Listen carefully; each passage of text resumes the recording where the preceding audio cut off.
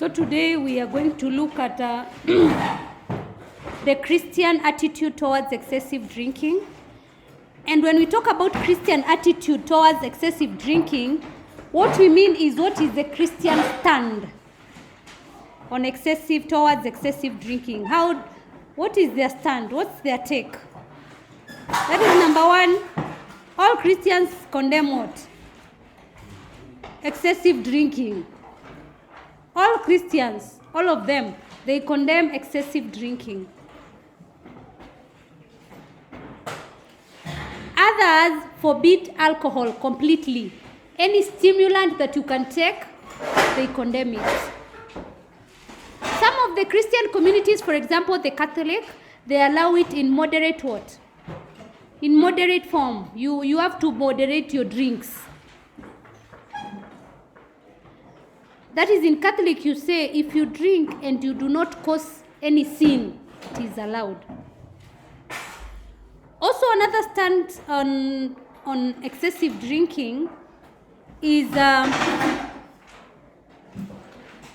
alcoholics, or those people who are addicted to drinking. They should avoid bad company, or they should avoid those people influencing them to do what? To drink. Some of the religions have they consider total abstinence. That is, you should not drink. For example, our sponsor here, the AIC, all the people who go to AIC do not drink. Yes, which other Christian community where you're not supposed to drink totally? If you're in the AIC, you're not supposed to drink. You're supposed to totally abstain. The SDA also? Yes. Also, in general terms, what every Christian should practice in their life is they should be able to do anything in moderation and with a lot of discipline. If you could just sit there, because even the alcohol was made by God, or it was made by Satan. That is what I wonder. When you're older, I'm not talking about now. When you're old and you have your own money, it's not your parents' money. If you could sit down and have just one bottle of your favorite liquor, just one, and go home, nobody will ask you. Even no one will know you're drinking. But unless you complete the whole crate, now that is where you sin. You start abusing everyone, telling everyone you're rich, and they know your status. That is when you start also doing what? Fighting. Also, as a Christians, our stand is that you should be able to be made aware of the results of excessive drinking. And I told you yesterday about the effects. It leads to quarrels, addiction, crime.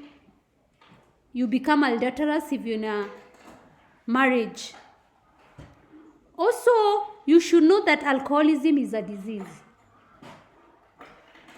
That's why we are trying to reform some of the people. When we tell you not to start drinking, it's because after you become what? An alcoholic. Now that is where the problem is. Because it becomes like a disease. Any money you get, you're thinking about just going to do what? To drink. If I ask you for some direction, how I know you drink?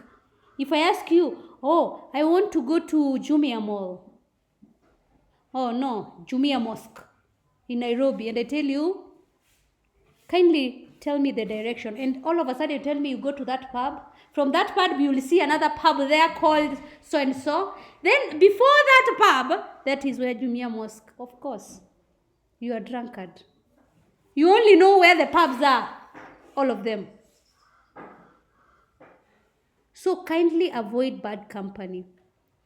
Also, an alcoholic should be advised to join non-alcoholic organizations so that they can be able to strengthen each other. You go for counseling if there is a good rehabilitation center.